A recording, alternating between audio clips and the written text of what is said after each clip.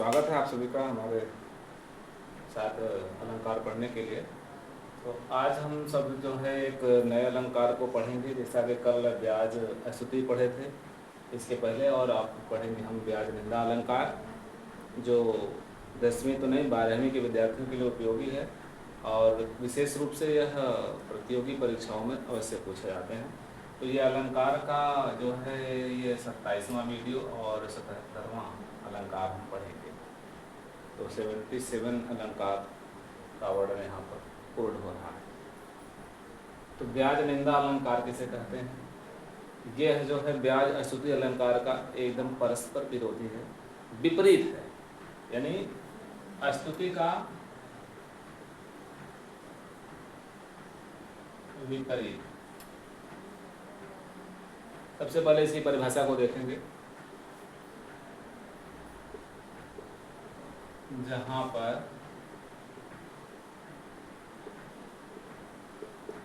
प्रशंसा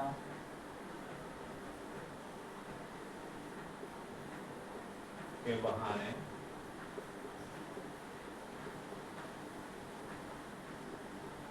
निंदा किया जाए,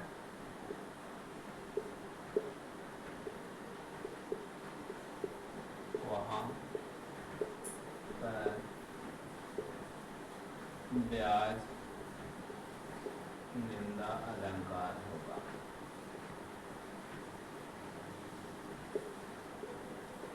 क्या होता है? ब्याज अस्तुति में पढ़े थे कि जहां पर निंदा के भरोसे निंदा के जो है आड़ में जो है प्रशंसा किया जाए, और यहाँ पर जस्ट उसके विपरीत है। तो हम पढ़ेंगे जहाँ पर किसी काव्य पंक्ति में किसी वस्तु, किसी व्यक्ति, किसी स्थान पर जो है प्रशंसा के बहाने निंदा किया जाए, प्रशंसा के आड़ में जो है व्यंग्यात्मक बातें कही जाए। यहाँ पर हम व्यंग भी कर सकते हैं, व्यंग्यात्मक।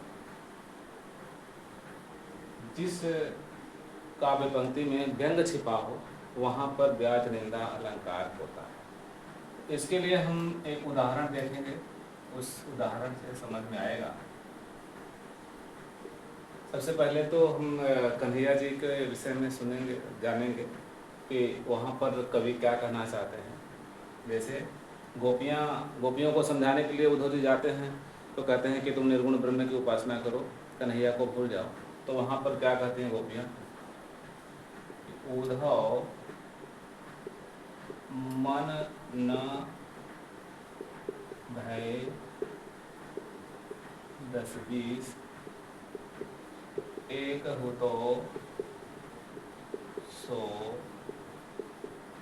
गयो श्याम संग को आराध इस। यानी वो कहना चाह रहे हैं कि हे उद्धव जी, हमारे पास 10-20 मन तो नहीं है, एक ही मन था, वो भी श्याम कन्हैया जी चुरा के लेके चले गए हैं। तो किस मन से हम आराधे इस, उस जो है आराध्य की, अपने ईश्वर की वंदना करें या उसका स्मरण करें। आखिरी में वो लोग क्या कहती हैं? तुम तो सखा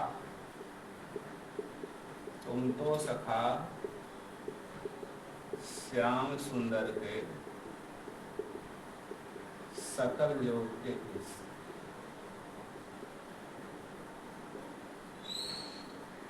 अब देखिए, अभी तक तो वो कह रहे हैं ठीक है, आपकी बात सही है, हम आराधना करेंगे, निर्गुण ब्रह्म की पूजा करेंगे, हम स्वयंभू को पहचानेंगे, उनकी आराधना करेंगे, कन्हैया को भूल जाएंगे। लेकिन अब अभी तक तो वहाँ पर प्रशंसा करें कि आपकी बात जो है वो हमें सर्वमान्य है, लेकिन हमारे पास तो एक ही मन है जो श्याम संग के चला गया है, कन्हैया जी के साथ, श्याम के साथ चला गया है। किस मन से हम उनकी आराधना करें? आप तो जानते हैं, तुम तो सखा श्याम सुंदर के। यहाँ पर व्यंग बोल रही हैं गोपियाँ कि आप तो कन्हैया जी के भक्त हैं, सकल जो के संसार के सब कुछ जो है जानने वाले हैं, आप तो अंतर्यामी हैं, हम किस मन से उनकी आराधना करें। तो अर्थात कह सकते हैं कि इस पंक्ति में एक तरफ उद्धव जी की बातों से वो लोग जो है संतुष्ट हो रही हैं, लेकिन उनका व्यंग जो है यह दिखा रहा है कि आप तो सकल योग को जानने वाले हैं, अंतर्यामी हैं, आप कैसे कह सकते हैं कि हम किस मन से उनकी आराधना करें। तो यहाँ पर ब्याज अस्तुति अलंकार ब्याज निंदा अलंकार दिखाई देता है ये जो है। दूसरा देख लीजिएगा, एक है कि नाक कान बिनु भगिनी तिहारी क्षमा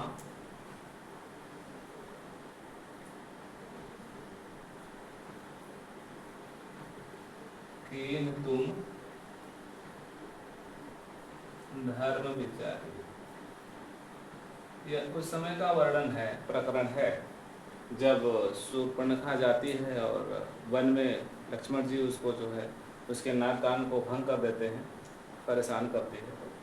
और जब वह उसके बाद अपने भाई रावण के पास जाती है तो उस समय का वर्णन है। कवि कह रहे हैं कि आपने जब अपनी बहन को नाक कान से जो है विरक्त देखा, चोटिल देखा, तब आपने उसके चोट को देख करके क्षमा कर दिया। क्षमा किन तुम धर्म विचारी। तो कहाँ क्षमा किया था रावण? रावण तो उस पर प्रतिकार करने के लिए तैयार हो गया कि मैं तुरंत वध करूंगा। उसने तुरंत अपने वन में रहने वाले जो है सेनापति को भेजा और युद्ध शुरू किया। तो यहाँ पर भी व्यंग दिखाई दे रहा है कि रावण क्षमा नहीं किया था, बल्कि उत्तर प्रत्युत्तर के साथ वह जो है युद्ध करने के लिए तैयार हो गया। इस प्रकार से यहाँ पर ब्याज निंदा अलंकार देखने को मिलता है। एक बहुत ही आसान उदाहरण है, सबको समझ में आ जाएगा। सेमर तू बड़भाग है, कहाँ सराहो जाओ, कहाँ सराहो जाए। सेमन का जो पुष्प होता है वो लाल रंग का होता है, बहुत ही देखने में सुंदर लगता है, लेकिन उस पुष्प की जो उपयोगिता है वो व्यर्थ है, निरर्थक है। वह ना उसमें कोई सुगंध होता है और ना ही वह किसी देव को चढ़ाया जाता है। मतलब वह अपने आप वृक्ष में लगता है और अपने आप नीचे चढ़ के गिर जाता है, नष्ट हो जाता है। तो यहाँ तो कहना है कि सेमर तू बड़भाग है, कहाँ सराहो जा।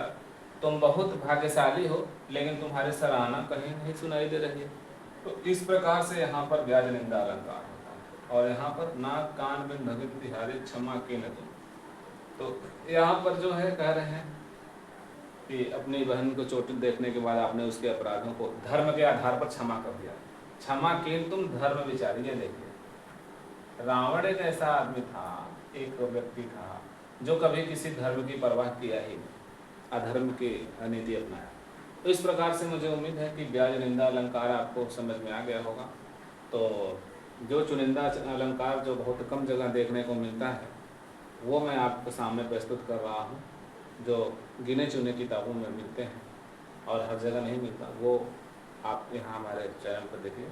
तो आज के लिए इतना ही, फिर अगले वीडियो में अगले अलंकार के साथ मिलते हैं, एक नया प्रकरण नया अलंकार के साथ। तब तक के लिए धन्यवाद।